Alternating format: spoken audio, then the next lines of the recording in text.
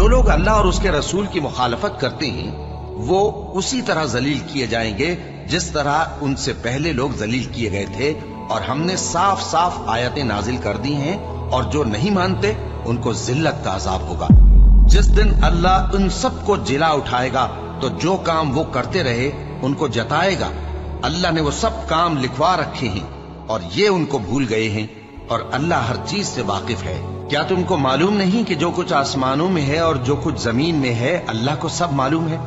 किसी जगह 3 शख्सों की सरगोशी होती है तो अल्लाह उनमें चौथा होता है, और जहां 5 आदमियों की सरगोशी हो तो वो उनमें छठा होता है, और न इससे कम या ज्यादा, मगर वो उनके साथ होता है, खा वो कहीं हो। फिर जो जो काम ये करते रहे हैं क़यामत के दिन अल्लाह सब उनको बताएगा।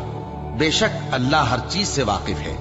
ए पैगंबर सल्लल्लाहु अलैहि वसल्लम, क्या तुमने उन लोगों को नहीं देखा जिनको सरगोशियां करने से मना किया गया